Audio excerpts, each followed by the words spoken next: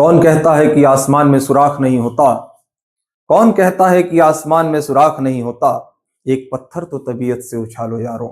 So hello students, मैं आपका Hussain sir एक बार फिर से एक नए लेक्चर के साथ आपके सामने आ चुका हूं, जिसका नाम है balancing by hit and trial method. तो आपको इसमें क्या करना है? इसमें आपको करना है किसी भी अनबैलेंस्ड इक्वेशन को बैलेंस करना है। बहुत से बच्चे कह रहे थे सर इसमें बहुत प्रॉब्लम होती है। बेटा हिट एंड ट्रायल तो है इसका नाम, लेकिन इसका भी एक सिस्टम है। अगर आप सिस्टम से चलेंगे तो हिट एंड ट्रायल से ज्यादातर क्या मैक्सिमम इक्वेशन आपके बैलेंस हो जाएंगे। अगर आज का लेक्चर देखने के बाद आप बैलेंसिंग में हीरो हीरा लाल ना हो गए और जीरो जीरा लाल ना हो गए तो आपके पूरे पैसे वापस। तो चलिए स्टार्ट करते हैं balancing by hit and trial method. तो why we need to balance an equation? हमें ऐसी क्या जरूरत पड़ी कि हमें किसी इक्वेशन को बैलेंस करना पड़ता है? तो बेटा एक कॉन्सेप्ट है एक कॉन्सेप्ट यह है कि the total mass of this universe is conserved. इस दुनिया में जितनी भी मास है वो कंजर्व है, ना ही मास को बनाया जा सकता है ना ही नष्ट किया जा सकता है। Basically it is taken from law of conservation of energy. The total energy of this universe is conserve. Energy can neither be created not destroyed. इसी से जस्ट ले लिया गया, मास can neither be created not destroyed. क्यों ले लिया गया? क्योंकि आइंस्टीन की एक थ्योरी थी जिसमें उन्होंने बताया कि mass can be converted into energy and energy can be converted into mass. उसके लिए उन्होंने एक फॉर्मूला भी दिया था, E is equal to mc²। So उस सब बातों पे नहीं जाना, हमें बस ये जानना है, हमें बस इस बात पे डिस्कस करनी है कि जो मास है वो ना ही बनता है और ना ही नष्ट होता है। तो अगर मैं आपको एक छोटी सी इक्वेशन लिख करके दिखाऊं, जैसे H2 plus O2 giving us H2O। अब इस इक्वेशन में ये तो हम जान रहे हैं कि अनबैलेंस्ड इक्वेशन है, ठीक है। हमको बैलेंस करने की क्या जरूरत पड़ेगी उसके लिए मैं आपको ये चीज बता रहा हूं। जैसे यहां पे देखिए रिएक्टेंट साइड, इसको क्या बोलते हैं बेटा? एरो के साइड क्या होता है? रिएक्टेंट। और एरो के राइट साइड में क्या होता है बेटा? लेफ्ट साइड में रिएक्टेंट एंड राइट साइड में क्या होता है? प्रोडक्ट होता है। तो हमें इसको बैलेंस करने की क्या जरूरत है उससे पहले ही आप जानिए, हर एक एटम का अपना कुछ मास होता है बेटा। एटम बहुत छोटा होता है ना। डाल्टन ने क्या कहा था? Atom is the smallest particle of any matter which can take part in a chemical reaction. बाद में ऐड हुआ था, लेकिन डाल्टन ने क्या बोला था? एटम ही सबसे छोटा पार्टिकल होता है। Later on electron proton neutron की डिस्कवरी हुई और ये बात गलत साबित हुई कि एटम सबसे छोटा होता है। एटम से भी छोटे पार्टिकल, सब atomic particle, electron proton neutron उसी के अंदर रहते हैं। लेकिन फिर भी एटम इतना छोटा होता है कि आप इसको ग्राम में, किलोग्राम में, मिलीग्राम में, इन सब चीजों में मेजर नहीं कर सकते हैं इसको, इसकी यूनिट जो होती है बेटा वो एएमयू होती है, एटॉमिक मास यूनिट। बहुत कम, 1 ग्राम से बहुत छोटा होता है, ठीक है। इतना छोटा होता है कि आंखों से दिखता भी नहीं है और उसका स्टिल कुछ तो मास होता है। जैसे एयर है, एयर का जो होगा पार्टिकल उसका भी तो कुछ मास होगा, वैसे ही एटम के पार्टिकल का भी कुछ मास होता है। तो मास कभी भी ना ही बनाया जा सकता है ना ही नष्ट किया जा सकता है। लेकिन इस इक्वेशन में आप देखिए कि आप जैसे आप क्या है बेटा, आप दो चीजों को मिक्स करिए। आप सल्फर पाउडर ले लीजिए या चौक ले लीजिए, चौक का बुरादा ले लीजिए, आयरन का पाउडर ले लीजिए, दोनों को मिक्स कर दीजिए। मिक्स करेंगे तो जितना आपने चौक लिया था और जितना आपने आयरन का फिलिंग्स लिया था यानी बुरादा लिया था, दोनों का कुछ मास रहा होगा। आप पहले मेजर कर लीजिए। आप उसको मिलाने के बाद भी, मिक्सिंग के बाद भी देखेंगे कि जितना आपने पहले लिया था मिक्स करने से, उतना ही मिक्स करने के बाद भी आपको मास मिल रहा है। तो इसका मतलब मास बदलता नहीं। अब ये तो सर केमिकल रिएक्शन नहीं थी, आप केमिकल रिएक्शन भी करा के आप देखेंगे बेटा तो ऐसे ही होता है कि जितना रिएक्टेंट आप लेते हैं उतना ही मास आपको प्रोडक्ट में मिलना चाहिए, ठीक है। तो यहाँ पे क्या हो रहा है? 2 हाइड्रोजन है, 2 ऑक्सीजन है। रिएक्टेंट साइड में 2-2 है और प्रोडक्ट साइड में 2 हाइड्रोजन है और 1 ऑक्सीजन है। और law of conservation of mass को ये क्या कर रहा है? डिस्टर्ब कर रहा है। रिएक्टेंट साइड में 2 था, 1 खत्म हो गया, यानी कि कुछ मास नष्ट हो गया। और मास can neither be created not destroyed. तो इस चीज को ओवरकम करने के लिए, इस प्रॉब्लम को क्या हुआ? बैलेंसिंग नाम का एक कॉन्सेप्ट आया। क्या आया? बैलेंसिंग नाम का। जितना आप रिएक्टेंट साइड में एटम ले रहे हैं, the total atom reactant side का टोटल एटम प्रोडक्ट साइड के बराबर होना चाहिए, ठीक है। तो इसको बैलेंस करने का तरीका है, कुछ सिस्टमैटिक वे है। अगर आप उससे चलेंगे तो आपको ये कॉन्सेप्ट बहुत इजी लगने वाला है। जैसे कि आप सबसे पहले ये जाने कि जो भी इक्वेशन दी हुई है उसमें 2 चीजें होती है, एक तो होता है स्टोइकियोमेट्री और दूसरा होता है उसका इंडेक्स। आप you can never change index, आप कभी इंडेक्स को चेंज नहीं कर सकते हैं। आप किसको चेंज कर सकते हैं बेटा? आप सिर्फ और सिर्फ स्टोइकियोमेट्री को चेंज कर सकते हैं। स्टोइकियोमेट्री क्या होती है, जैसे ये कोई भी मॉलिक्यूल या कोई भी रिएक्टेंट स्पीसीज दिया हुआ है, उसके फ्रंट पे यहाँ पे अगर कोई नंबर आप मल्टीप्लाई कर रहे हैं तो इसको आप क्या बोलते हैं, स्टोइकियोमेट्री कहते हैं। क्या बोलते हैं, स्टोइकियोमेट्री। लेकिन आपने कहीं यहाँ पे मल्टीप्लाई कर दिया, यहाँ पे कुछ लिख दिया, उसको बोलते हैं इंडेक्स। तो इंडेक्स चेंज नहीं होता, आप यहाँ पे 2 बना करके ये 2 ऑक्सीजन को बैलेंस नहीं कर सकते हैं। जो इंडेक्स है वो फिक्स होता है। इंडेक्स किसी भी मॉलिक्यूल का क्या होता है, फिक्स होता है, ठीक है। उसको आप चेंज करेंगे तो वो मॉलिक्यूल ही बदल जाएगा या उस तरह का मॉलिक्यूल एग्जिस्ट करता ही नहीं होगा। जैसे H2O पानी, लेकिन आपने यहाँ पे 2 मल्टीप्लाई कर दिया तो H2O2 हाइड्रोजन पेरोक्साइड होता है, ये अलग कंपाउंड है बेटा, ठीक है ना। H2 प्लस O2 मिलकर के H2O देता है, ठीक है। अब इसको बैलेंस करना है, तो बैलेंस करने के लिए कुछ मैं स्टेप्स बताऊंगा। अभी मैं बता दूं कि सीधे 2 तरीके से आप बैलेंस कर सकते हैं। एक तो आपने यहाँ 2 हाइड्रोजन देखा, 2 हाइड्रोजन, ठीक है, बैलेंस।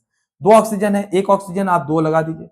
जैसे ही 2 लगाएंगे, यहाँ पे 2 हाइड्रोजन, 4 हाइड्रोजन, और यहाँ पे 2 हाइड्रोजन। एक तो आप ये बैलेंस करना जानते होंगे। दूसरा तरीका क्या है, H2 plus O2 giving us H2O, ठीक है। यहाँ पे 2 हाइड्रोजन, 2 हाइड्रोजन, 2 ऑक्सीजन, 1 ऑक्सीजन, तो इसको आप 1 बना दीजिए, ठीक है। दोनों बैलेंस हो गया। लेकिन बेटा बैलेंसिंग के कॉन्सेप्ट में हम लोग फ्रैक्शन में नहीं चलते हैं। यहाँ पे क्या दिख रहा है आपको, फ्रैक्शन दिख रहा है। अगर कहीं पे फ्रैक्शन आ जाता है तो उसी फ्रैक्शन से, उसी डिनोमिनेटर से पूरे के पूरे जितने भी रिएक्टेंट एंड प्रोडक्ट्स हैं उसकी स्टोइकियोमेट्री को मल्टीप्लाई कर देते हैं, ठीक है। अब चलिए मैं बताने जा रहा हूं कुछ स्टेप्स जिसको फॉलो करके आप इजिली किसी रिएक्शन को बैलेंस कर सकते हैं, ठीक है। अब आप ये जानते होंगे बेटा, अच्छा देखो, केमिकल रिएक्शन क्या होती है और फिजिकल रिएक्शन क्या होती है। आपको ये पता होगा कि फिजिकल रिएक्शन में कोई नया सब्सटेंस नहीं बनता है, ठीक है। लेकिन केमिकल रिएक्शन में जो नया सब्सटेंस बनता है उसकी पूरी की पूरी प्रॉपर्टी उसके रिएक्टेंट से अलग होती है। जैसे हाइड्रोजन, हाइड्रोजन की कैरेक्टरिस्टिक्स क्या है, ये जलता है, पॉप साउंड के साथ लैब में जलता है। ऑक्सीजन, ऑक्सीजन के बिना कहां जलेगा, ऑक्सीजन जलने में मदद करता है। और इन दोनों से बना है पानी। हाइड्रोजन जलता है, ऑक्सीजन जलने में मदद करता है, और पानी ना ही जलता है ना ही जलने में मदद करता है, इसके अलावा क्या करता है, बुझा देता है। तो आपने एक डायलॉग शायद नहीं सुना होगा, आपके बड़े लोग सुने होंगे, आग जलाता है और पानी डुबोता है और भाई जी तड़पाता है। इसका मतलब हाइड्रोजन जलता है, ऑक्सीजन जलने में मदद करता है, और पानी क्या कर देता है, बुझा देता है। तो चलिए हम लोग इस बेहतरीन सी लाइन के बाद, आग जलाता है और पानी डुबोता है और भाई जी तड़पाता है, कि बेहतरीन लाइन के साथ अब हम शुरू करते हैं अपना कुछ स्टेप्स जिसको फॉलो करके आप लोग बहुत इजीली, बहुत ही ज्यादा इजीली किसी भी इक्वेशन को क्या कर सकते हैं, बैलेंस कर सकते हैं, ठीक है। तो आप एकदम कुछ भी ना जानते हो बेटा, बस साथ में बने रहिए, बेहतरीन तरीके से आपको एकदम समझ में आ जाएगा। जैसे हमको सबसे पहले देखना है, ये याद रखना बेटा, क्या करना है, सबसे पहले हमको कोई भी इक्वेशन दी होगी, हम उसको उसके मेटल्स को बैलेंस करने की कोशिश करेंगे, ठीक है। उसके बाद नंबर आता है non metal other than oxygen and hydrogen. सबसे पहले मेटल को बैलेंस करेंगे, फिर नॉन मेटल, जैसे कि हाइड्रोजन और ऑक्सीजन को छोड़ करके नाइट्रोजन हो सकता है, और क्या हो सकता है बेटा, सल्फर हो सकता है, क्लोरीन हो सकता है, ब्रोमीन हो सकता है, फॉस्फोरस हो सकता है, ऐसे नॉन मेटल जो ऑक्सीजन और हाइड्रोजन के अलावा।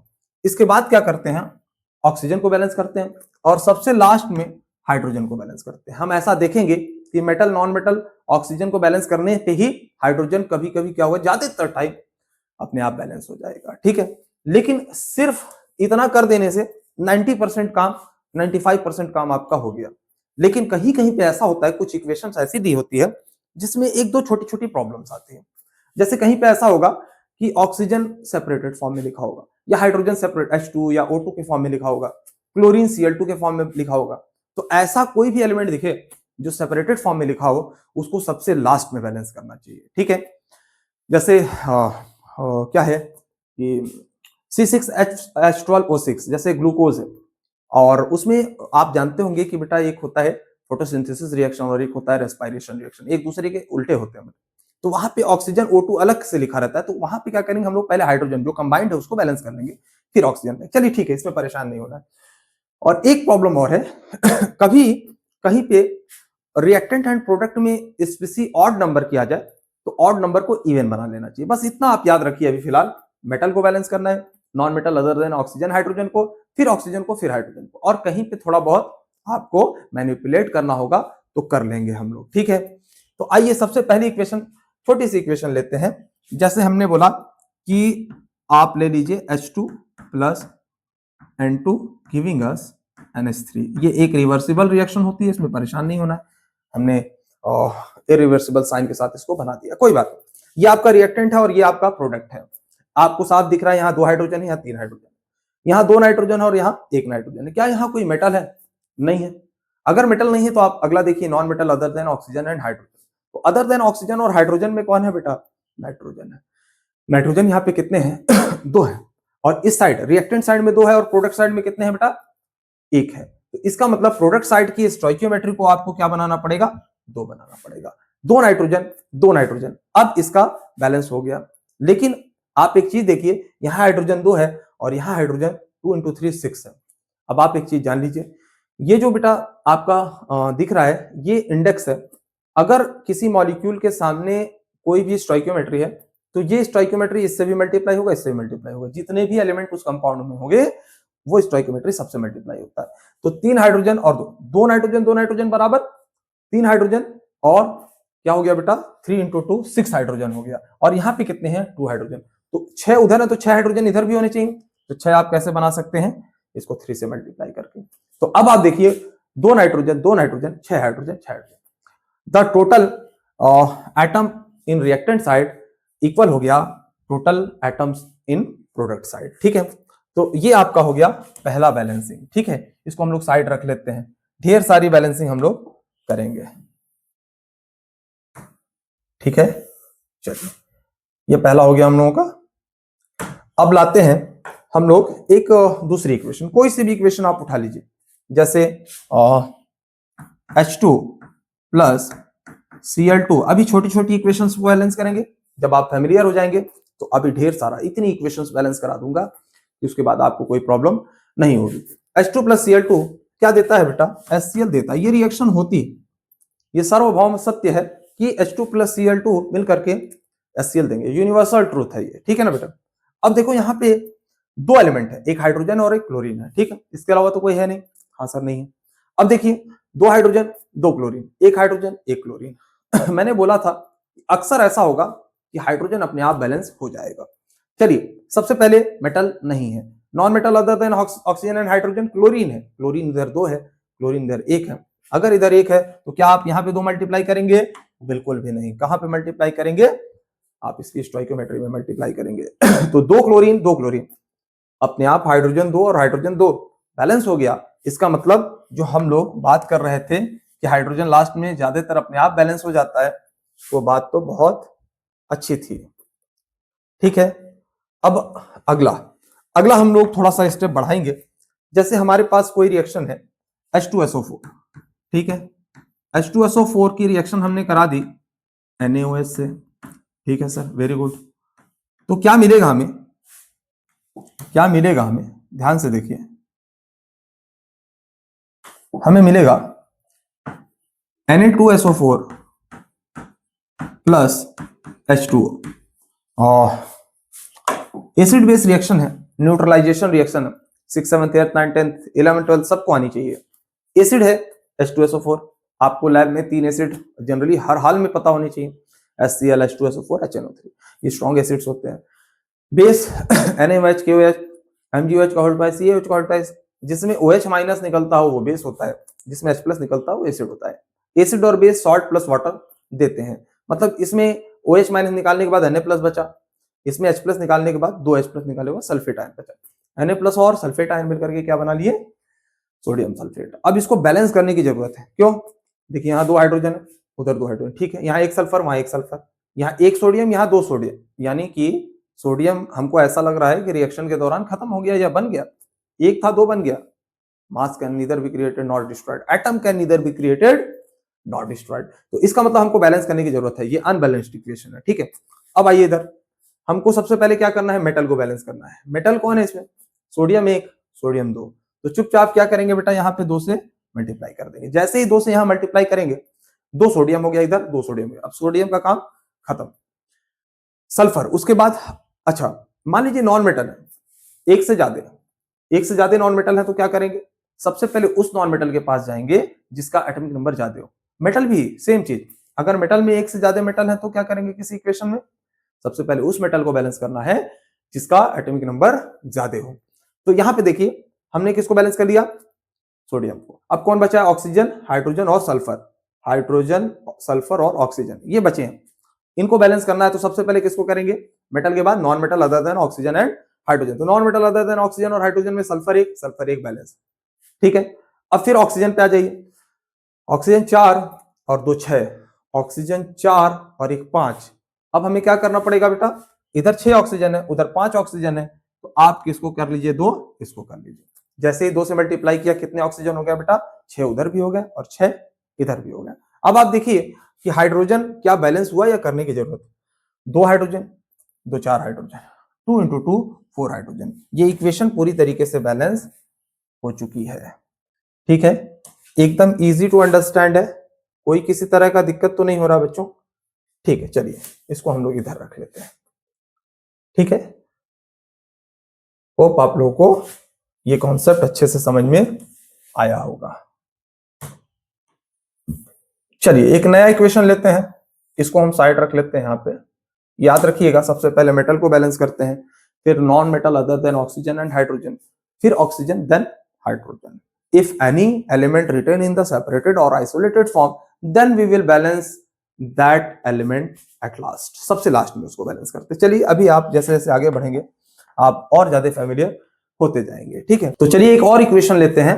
जैसे आप इस रिएक्शन को बहुत बार देखे होंगे, मैग्नीशियम ऑक्सीजन से रिएक्ट करता है और मैग्नीशियम का ऑक्साइड बनाता है। क्या बनाता है, magnesium Mg+O2 gives us MgO।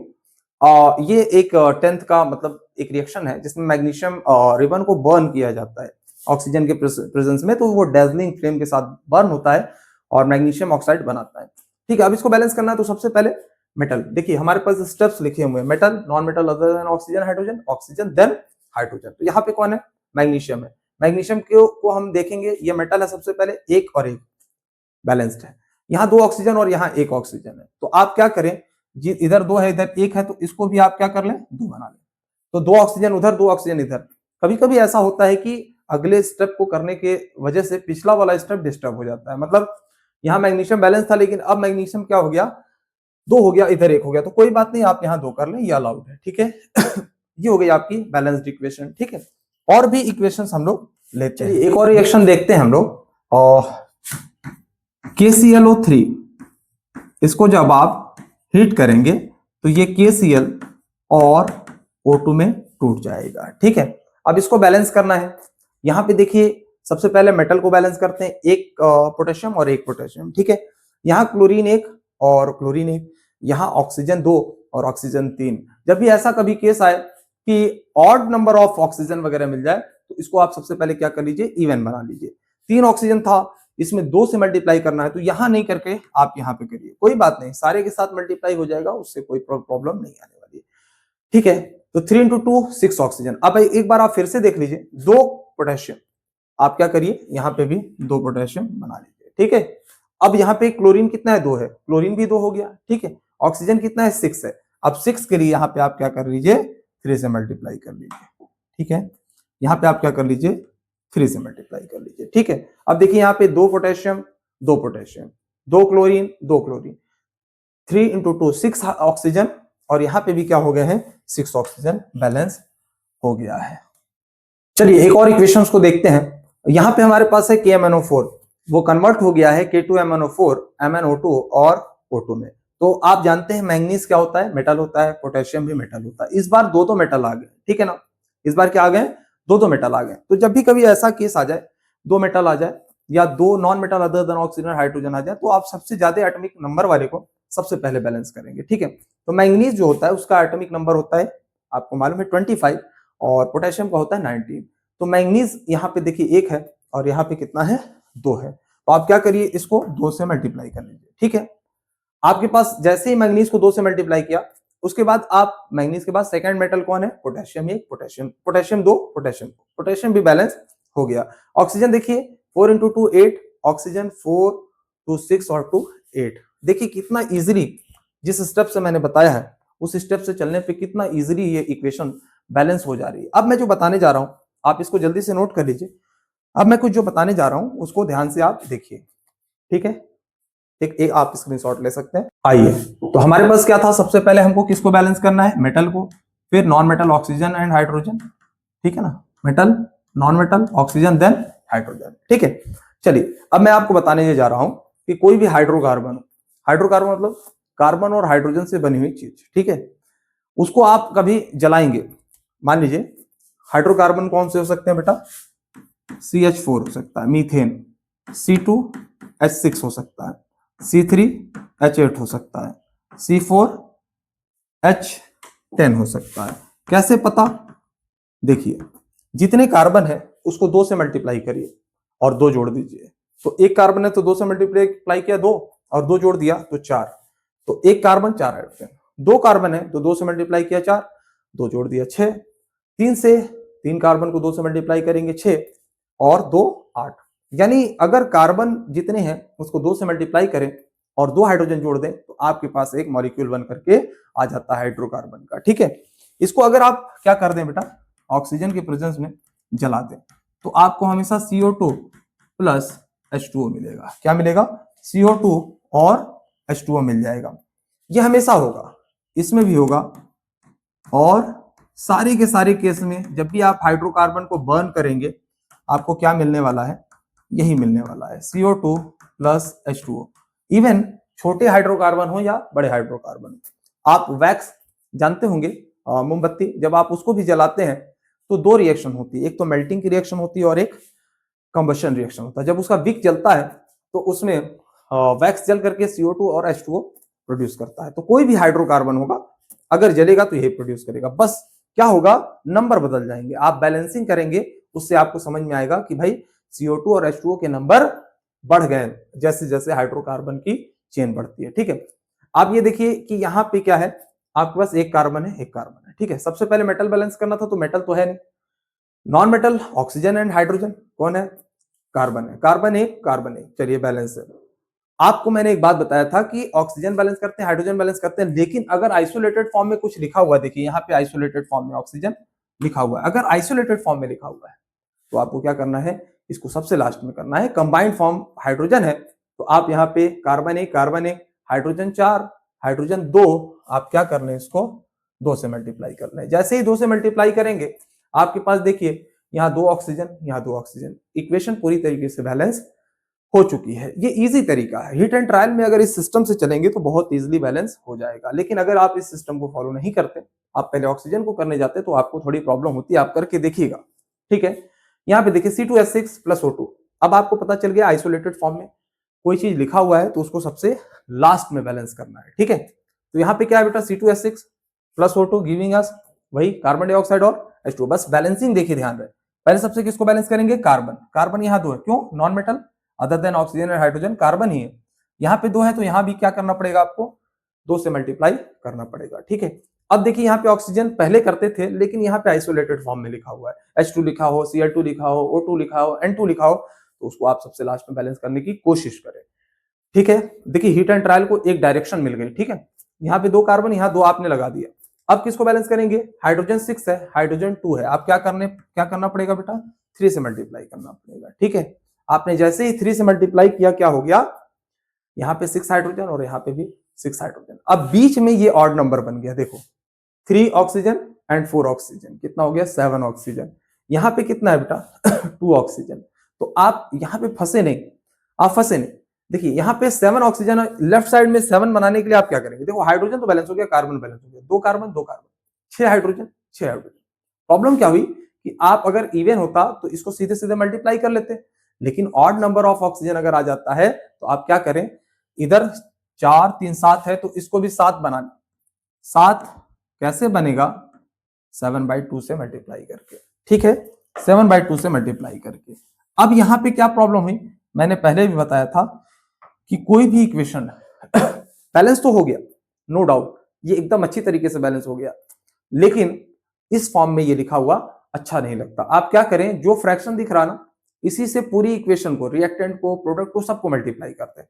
आप 2 से मल्टीप्लाई करेंगे अगर C2H6 को और 2 से मल्टीप्लाई करेंगे O2 को, तो बेटा 7/2 इंटू 2 कितना होगा 7O2। ठीक है, फिर उसके बाद इधर कितने मिलेंगे 4CO2 मिलेंगे प्लस 6H2O आपको मिल जाएगा। तो आप समझ गए होंगे कि फ्रैक्शन को हटाने का तरीका यह है कि जो भी डिनोमिनेटर में दिया हो उससे सारी स्पीसी को रिएक्टेंट एंड प्रोडक्ट को आप मल्टीप्लाई कर दीजिए। ठीक है, अब यहाँ पे आइए C3H8 ऑक्सीजन से रिएक्ट करके CO2 प्लस H2O दे रहा है। ठीक है, अभी आपको क्या करना है इसमें आपके पास कार्बन 3 है, कार्बन 1 है, क्या करिए 3 से मल्टीप्लाई कर लीजिए। अभी फिर भी यहाँ आइसोलेटेड फॉर्म में उसको लास्ट में बैलेंस करना है। हाइड्रोजन कितना है 8 हाइड्रोजन कितना है 2, आप क्या करेंगे 4 से मल्टीप्लाई कर लीजिए। ठीक है, हाइड्रोजन भी बैलेंस हो गया। अब देखिए यहाँ पे फायदा क्या है, 4 ऑक्सीजन और 3 इंटू 2 6 ऑक्सीजन, 6 और 4 10 ऑक्सीजन है, तो आप इसको 10 बनाने के लिए कुछ नहीं 5 से मल्टीप्लाई करेंगे, 5 इंटू 2 कितना हो जाएगा 10 हो जाएगा। एक ये आप खुद करिए। ठीक है, एक बार इसको आप खुद से प्रैक्टिस करिए कि इसका स्टोइकियोमेट्री x है, इसका y है, इसका z है, इसका q है। मुझे x, y, z और q की वैल्यू आप कमेंट बॉक्स में लिख के बताएंगे। ठीक है, चलिए कुछ और इक्वेशन मैं आपको बैलेंस करके दिखाता हूं। इसी से रिलेटेड मैं कहां पहुंचाना चाहता था आपको, ये मेन बात है। ये बताने के बाद आपके पास एक रिएक्शन होती है जिसको हम बोलते हैं फोटोसिंथेसिस रिएक्शन। फोटोसिंथेसिस रिएक्शन में प्लांट्स क्या करते हैं, CO2 प्लस H2O रिएक्ट करके क्या बनाते हैं, ग्लूकोज बनाते हैं C6H12O6, और क्या बनाते हैं साथ में ऑक्सीजन रिलीज करते हैं जिसको हम लोग ब्रीथ इन करते हैं। ठीक है ना, तो वहां रिएक्शन क्या हो रही होती है, CO2 प्लस H2O, ये सनलाइट की प्रेजेंस में रिएक्शन होती है, और इसके पास पौधों के पत्तों के पास क्लोरोफिल नाम का एक पिगमेंट होता है जिसकी प्रेजेंस में ये रिएक्शन हो रही होती है। ठीक है ना, सनलाइट के प्रेजेंस में ये रिएक्शन होती है। क्या मिलता है आपको इस पे नहीं जाना है एरो के ऊपर, बस आपको बैलेंसिंग से खास मतलब है। इसमें मिलेगा C6H12O6 और क्या निकल जाएगा बेटा, ऑक्सीजन यहां से निकल जाएगा। ठीक है, अब देखिए क्या ये बैलेंस इक्वेशन है, नहीं, यहाँ 1 कार्बन, यहाँ 6 कार्बन, प्रॉब्लम है। अब देखिए यहाँ पे क्या करना पड़ेगा, सबसे पहले देखिए ऑक्सीजन को लास्ट में बैलेंस करेंगे, क्यों, क्योंकि आइसोलेटेड फॉर्म में यहाँ पे लिखा हुआ है 6 कार्बन, आपको 6 करना पड़ेगा। मेटल तो कोई है नहीं, कोई बात नहीं, जैसे ही आपने 6 कार्बन किया, अब किसको बैलेंस करना है, ऑक्सीजन और हाइड्रोजन को। तो देखिए ऑक्सीजन लास्ट में आइसोलेटेड फॉर्म में लिखा है इसलिए सबसे लास्ट में करेंगे। हाइड्रोजन 12, हाइड्रोजन कितना है 2 को 12 बनाने का तरीका क्या है, 6 से मल्टीप्लाई कर दीजिए। अब हाइड्रोजन भी 12, हाइड्रोजन उधर भी 12, रिएक्टेंट प्रोडक्ट दोनों साइड। अब ऑक्सीजन की बारी है, कितना हो गया 12 और 6 18, और यहाँ पे ऑक्सीजन कितना है 6 2 8। आप इसको टच मत करिए, जो आइसोलेटेड फॉर्म में लिखा हुआ उसको लास्ट में देखिए। इधर 18 है, उधर कितना है 6 2 8, 6 तो फिक्स रहेगा, आप इसको चेंज कर दीजिए। अगर 6 में क्या जोड़ा जाए कि 18 हो जाए, 6 में 12 जोड़ा जाए 18 हो जाए, तो इसको 12 बनाने का तरीका क्या है कि आप 6 से मल्टीप्लाई कर दीजिए। देखिए इक्वेशन पूरी तरीके से बैलेंस हो चुकी है। ठीक है, 6 कार्बन 6 कार्बन, 12 हाइड्रोजन 12 हाइड्रोजन, और ऑक्सीजन कितने हैं बेटा 18, और उधर भी कितने ऑक्सीजन है 18। ये पूरी तरीके से बैलेंस हो गई। आप इसको क्या बोलते हैं बेटा, फोटोसिंथेसिस रिएक्शन बोलते हैं। इसी का जस्ट रिवर्स ये प्लांट्स करते हैं, और ह्यूमन क्या करते हैं, इसका रिवर्स करते हैं। हम जो खाना खाते हैं बेटा, वो खाने को आप क्या करते हैं, ब्रेक डाउन करते हैं कई स्टेप्स में। एक तो आप जो चबाते हैं, उसके बाद जो एंजाइम्स होते हैं उसको तोड़ते हैं, अंदर जाता है, डाइजेस्ट वगैरह होता है, और क्या बना लेता है ग्लूकोज बना लेता है। अब हमने सांस लिया, सांस गई, उसके साथ ऑक्सीजन भी अंदर गई। ठीक है, अब वो ऑक्सीजन इस जो ग्लूकोज अंदर रखा था उससे क्या करता है, रिएक्ट कर लेता है। इसको थोड़ा हीट की जरूरत पड़ती है, तो हीट क्या होता है बेटा, पेट के अंदर होती है। जब भी ये कंबस्ट होगा तो ये भी हीट निकालेगा। ठीक है ना, और हीट उसको इग्निशन टेम्परेचर के तौर पे चाहिए रहता है, जो कि पेट के अंदर होता ही होता है। तो ये आपस में रिएक्ट करेंगे और फिर से क्या बना लेंगे, CO2 और H2O। क्यों, क्योंकि ये हाइड्रोकार्बन है। क्या है, हाइड्रोकार्बन। ये ग्लूकोज ऑक्सीजन से रिएक्ट करेगा और क्या बनाएगा, CO2 प्लस H2O। जो सनलाइट के फॉर्म में हीट लिया था, इस बार पेट में क्या हो रहा है आपको, जो ये एक्सोथर्मिक रिएक्शन है, जब ग्लूकोज क्या होता है बेटा, ऑक्सीजन से रिएक्ट करके CO2 और H2O देता है, तो ये एक एंडोथर्मिक प्रोसेस में ढेर सारी हीट निकलती है। अभी आपने कहा सारी हीट लेता भी है, निकलता भी है, तो एंडोथर्मिक एक्सोथर्मिक कैसे हुआ बेटा, हीट लेने की जो अमाउंट है वो कम है, इग्निशन टेम्परेचर के लिए बस थोड़ी सी। जैसे आप एक चीज समझे, आप माचिस जलाए, माचिस से लकड़ी को जला दीजिए, तो लकड़ी को आपने हीट दिया तो, लेकिन जलने के बाद कितनी हीट मिली, बहुत ज्यादा। तो जो ज्यादा, देखो एंडोथर्मिक एक्सोथर्मिक इस बात पे डिपेंड करता है कि देने वाली हीट ज्यादा है या निकलने वाली हीट ज्यादा है। तो जब आप रेस्पायरेशन कर रहे हैं, रेस्पायरेशन प्रोसेस को देख रहे हैं, तो उसमें निकलने वाली हीट ज्यादा होती है, ठीक है ना। तो ग्लूकोज ऑक्सीजन से रिएक्ट करता है और CO2 H2O के साथ साथ हीट देता है, एनर्जी देता है। वो एनर्जी एडिनोसिन ट्राइफॉस्फेट ATP में स्टोर हो जाती है और डिफरेंट डिफरेंट सेल्स तक पहुंच जाती है। तो इसका मतलब आप और प्लांट एक दूसरे के बहुत ज्यादा सहयोग करते रहते हैं, ठीक है। प्लांट हमको क्या देते हैं, ऑक्सीजन देते हैं, और हम उसको क्या देते हैं रिटर्न गिफ्ट में, CO2 देते हैं। अब ये बात अलग है कि हम लोग क्या करते रहते हैं, बेमतलब का बाइक लेकर के पेट्रोल डीजल जलाते रहते हैं और CO2 कुछ ज्यादा मात्रा में देते हैं और प्लांट के ऊपर ज्यादा एहसान करने की कोशिश करते हैं कि भाई हम किसी का एहसान लेते नहीं, हम तो एहसान करने वालों में से हैं, ठीक है। जहां हम खड़े होते हैं लाइन वहीं से शुरू होती है, ठीक है। तो ये एटीट्यूड है आप लोगों का, वो अलग बात है कि दान करने की ज्यादा आदत है। ये कारण है कि आप लोग एक दूसरे से जुड़े हुए हैं, ठीक है ना। प्लांट और एनिमल एक दूसरे से जुड़े हुए हैं। अब मैं ऐसी इक्वेशंस लेता हूं, जो आपके लिए थोड़ा सा चैलेंजिंग हो, ठीक है। चलिए एक दो इक्वेशन को और हम लोग बैलेंस कर लेते हैं और इस लेक्चर को समाप्त करते हैं। और ढेर सारे आपको अगर इससे प्रैक्टिस करने के लिए आपको क्या चाहिए होंगे, इक्वेशंस चाहिए होंगे, तो मुझे आप कमेंट बॉक्स में लिखिएगा, मैं आपको ढेर सारा इक्वेशन दे दूंगा, आप बैलेंस करते रहिए। बस जो मैंने स्टेप बताया, मेटल को बैलेंस करिए, नॉन मेटल को बैलेंस कर दिए, उसके बाद ऑक्सीजन, फिर हाइड्रोजन, बस ये स्टेप आप फॉलो करेंगे और आप देखेंगे कि मुझे कोई दिक्कत नहीं हो रही। हिट एंड ट्रायल एक बहुत ही टफ मेथड था, जिसको मैंने इस तरीके से बता करके आपके लिए बहुत ईजी कर दिया, ठीक है ना। आप 11th में 12th में जब सीखेंगे, फिलहाल आपने क्या कर लिया, आप छोटे क्लास में ही हैं, किसी भी क्लास में छोटे, आपको ये चीज अगर समझ में आ गई तो आप अब एकदम हीरो हीरा लाल और जीरो जीरा लाल बन चुके हैं और आपको पता भी नहीं है। चलिए ठीक है, अब हम देखते हैं इस इक्वेशन को कैसे बैलेंस करेंगे। इसको बोलते हैं लेड नाइट्रेट। लेड नाइट्रेट जब डिकम्पोज करता है तो लेड ऑक्साइड नाइट्रोजन डाइऑक्साइड और ऑक्सीजन लिबरेट करता है, ठीक है ना। तो अब इसको बैलेंस कैसे करेंगे, सबसे पहले मेटल लेड है, बैलेंस्ड है। नॉन मेटल ऑक्सीजन और हाइड्रोजन के अलावा नाइट्रोजन है, इधर कितना है 2 और इधर कितना है 1। अब इसको क्या करना पड़ेगा, इधर 1 है तो इसको भी 2 आप बना लीजिए, ठीक है। 2 नाइट्रोजन 2 नाइट्रोजन। अब ये मत सोचने लगिए सर ये नाइट्रोजन 2 कैसे है, बेटा ये वाला इंडेक्स होता है, ये वाला स्टोइकियोमेट्री होता है और यहाँ पे इंडेक्स होता है। ये जो इंडेक्स अगर ब्रैकेट लगा हुआ है तो ब्रैकेट के अंदर जितने भी एलिमेंट है सबसे मल्टीप्लाइड होता है।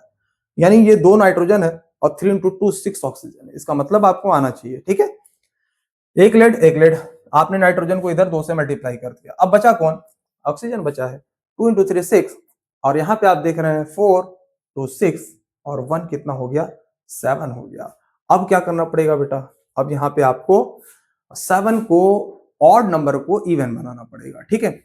अब यहाँ पे देखिए 2 4 तो 6 और एक 7 था, मैंने यहाँ पे 2 से अपने से मल्टीप्लाई कर दिया। थोड़ा दिमाग लगाना पड़ेगा बेटा, common sense, hit and trial method. तो क्या हो जाएगा यहाँ पे 8 ऑक्सीजन हो जाएगा। अब हम क्या करें, इधर भी क्या करें 2 से मल्टीप्लाई करते हैं। अब क्या हो जाएगा बेटा, इधर आपके पास 6 2 जा कितना हो गया 8, 6 2 जा 12 ऑक्सीजन हो गया। और इधर कितने हो गए 2 4 6 2 8। अब आपको एक फायदा मैं बताता हूं कि जब भी कभी आइसोलेटेड फॉर्म में लिखा हो उसको सबसे लास्ट में बैलेंस करने का यही फायदा है कि जब भी कभी आप फंस जाए, डिस्टर्बेंस आए, तो आप ये वाला चीज देखिए कि आपके पास आइसोलेटेड फॉर्म में है तो आपका काम चल जाएगा। देखिए अब मैं बता रहा हूं, यहाँ पे कितने हैं 3 × 2 6 6 2 जा 12, इधर कितने हैं 2 4 2 6 हो गया, 4 और 2 6 हो गया। 6 में क्या जोड़ा जाए कि 12 हो जाए, 6 जोड़ा जाए। तो इसको 6 बनाने का तरीका क्या है, आप जस्ट 3 से मल्टीप्लाई कर दीजिए, 6 हो जाएगा। आप देखिए 6 ऑक्सीजन 4 ऑक्सीजन 10 और 2 12, 3 × 2 6 × 2 12। अब आप इस तरीके से देख रहे होंगे कि पूरी तरीके से इक्वेशन बैलेंस होंगे। तो हिट एंड ट्रायल में कहीं कहीं पे थोड़ा सा दिमाग आपको यूज करना पड़ेगा, ठीक है ना। अब यहाँ आइए, ये इक्वेशन है, इस इक्वेशन में तो हमें नहीं लगता कि आपको किसी तरीके से प्रॉब्लम होगी। देखिए आयरन H2O के साथ रिएक्ट करके Fe3O4 दे रहा प्लस H2 दे रहा, ऐसा कोई कंपाउंड एग्जिस्ट करता ही नहीं है। Fe3O4 जैसा कोई कंपाउंड एग्जिस्ट नहीं करता। एक्चुअल में क्या होता है, आयरन के 2 कंपाउंड एग्जिस्ट करते हैं, FeO प्लस Fe2O3। जब भी आयरन ऑक्सीजन से रिएक्ट करेगा ये दोनों बनता है, तो इसके मिक्सचर को आप बोलते हैं Fe3O4। जैसे मैंने कहा FeO बनाएगा और Fe2O3 बनाएगा। देखो 1 और 2 3 हो गया आयरन, और 1 और 3 4 हो गया ऑक्सीजन, Fe3O4 हो गया कि नहीं हो गया। तो ये कुछ इस सेंस में Fe3O4 लिखा होता है यहाँ पे, तो इसको देख करके परेशान नहीं होना है, कोई बात नहीं, ये भी बैलेंस हो जाएगा। 1 आयरन 3 आयरन। सबसे पहले क्या करते हैं, मेटल को बैलेंस करते हैं। यहाँ पे क्या कर लीजिए आप, 3 से मल्टीप्लाई कर लीजिए। जैसे आपने 3 से मल्टीप्लाई किया, यहाँ पे क्या हो गया, 1 ऑक्सीजन है, इधर 4 ऑक्सीजन है, ठीक है ना। अब क्या करना पड़ेगा, इसको भी 4 बनाना पड़ेगा। क्या बनाना पड़ेगा, 4 बनाना पड़ेगा, ठीक है। अब सबसे लास्ट में हाइड्रोजन देखिए सेपरेटेड फॉर्म में लिखा है, आप हाइड्रोजन का यूज कर लीजिए। 3 आयरन 4 ऑक्सीजन, और 4 ऑक्सीजन यहाँ भी है, रिएक्टेंट साइड में 8 हाइड्रोजन है, और यहाँ पे 2 हाइड्रोजन है। 2 को 8 बनाने के लिए 4 से मल्टीप्लाई करिए। इसी के साथ एक बेहतरीन लेक्चर यहाँ पे समाप्त होता है। आप इसको रिवाइज करेंगे तो आपको थोड़ा कॉन्फिडेंट और बिल्ड होगा। बार बार जितनी बार आप देखेंगे उतनी बार आपको लगेगा कि हमारे लिए ये इजी होता जा रहा है। और कोई सी भी इक्वेशन पकड़ के आप उसको बैलेंस करना स्टार्ट कर दीजिए। आपके बुक में जो भी दिया हो, आप बैलेंस किया हो ना किया हो, आप बिना बैलेंस किया हुआ लिखिए, और उसको प्रैक्टिस करने की कोशिश करिए कि हमसे लग रहा है कि नहीं लग रहा है। और अगर नहीं लग रहा है तो फिर से एक बार आपको वीडियो रिवाइज करके देखने की जरूरत है। तो तब तक के लिए आप एंजॉय करिए। अगला लेक्चर मेरा जल्द ही आएगा।